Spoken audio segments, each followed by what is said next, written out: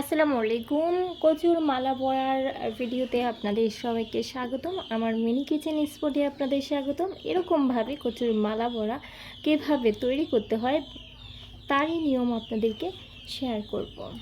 প্রথমে আপনারা এরকমভাবে কচু কেটে নেবেন। আমি কচুর ভিডিওটা অবশ্য দিতে পারলাম না এর মুহূর্তে, তবে পরবর্তীতে কচু সহ আপনার কচুগুলো এইভাবে কিভাবে কাটতে হয় তার ভিডিও দিব।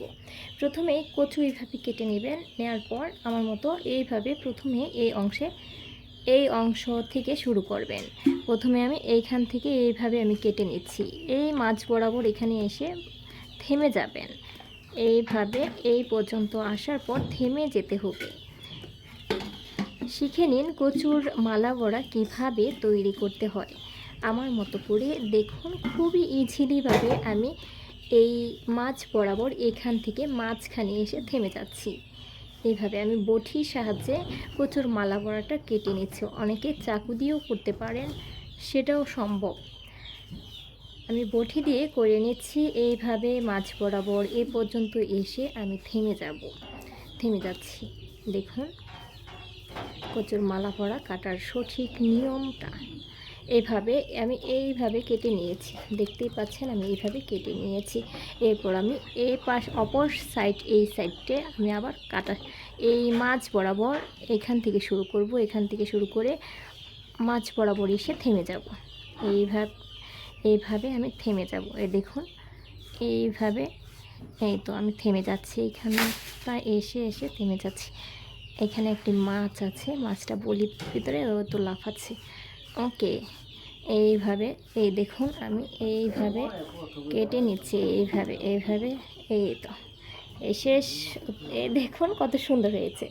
দেখুন দেখুন এইভাবে কত লম্বা হয়ে গেছে। আর যখন এটা আমি চাউলের গুঁড়ি আরও অনেক বেটার গুলিয়ে সেখানে আমি যখন ভিজিয়ে আমি করব, তখন কিন্তু আরও বড় হয়ে যাবে বড়াটা, অনেকটাই বড় হয়ে যাবে মালা বড়াটা। এ পর্যায়ে আমি আরও একটা কেটে দেখিয়ে দিচ্ছি। এই চারটাই আমি কাটবো। এই পর্যায়ে আমি আরও একটি কচুর অংশ নিয়ে নিয়েছি। এই পর্যায়ে আমি দেখুন এখানটা থেকে দেখুন এইভাবে কাটা থাকবে। এরপর আমি এখান থেকে বা এই পাশ থেকেও ধরতে পারেন, বা সঠিক নিয়মে ধরতে হবে। আবার যদি এইভাবে ধরেন সেক্ষেত্রে কিন্তু হবে না। এইভাবে ধরতে হবে। আমার মতো আমি যেইভাবে ধরেছি ঠিক সেইভাবে আপনারা ধরবেন। কচুটা ধরে এভাবে এখান থেকে মাছ বরাবর এসেই কিন্তু থেমে যেতে হবে। সাবধানে থেমে যেতে হবে।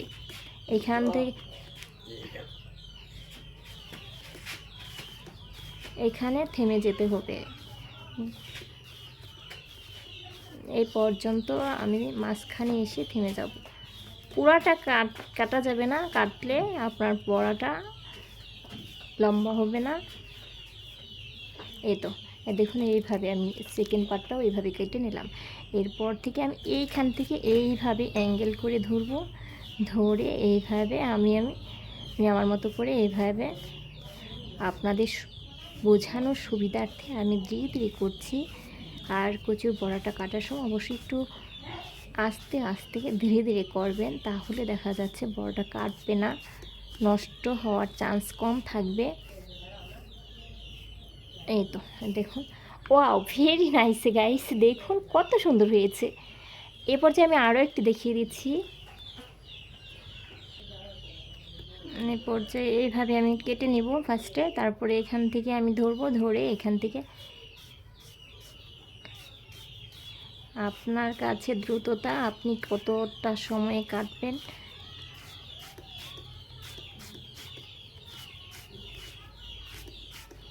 অনেকেই বলে যে আমার হাতে কেটে যায়, আমি কিভাবে কাটবো, আমি পারি না, কিন্তু আমি কাটতে পারি। দেখুন, ওয়াও,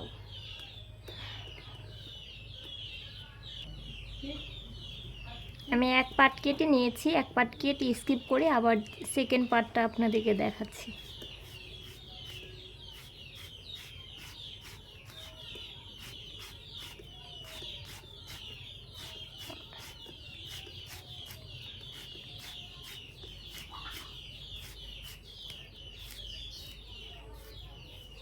দেখুন এইভাবে কেটে নিতে হয়। আমার মতো সেম এইভাবেই কাটবেন, তাহলে কি আপনার দেখুন প্রত্যেকটা বড়া, আপনার মালা বড়াগুলি খুবই সুন্দর হবে। কচুর বড়া যে এত সুন্দরভাবে কাটা যায় আসলেই না দেখলে বিশ্বাস করতেন না, বা বিশ্বাস আমি করতাম না। আমি যদি দেখুন কত সুন্দর।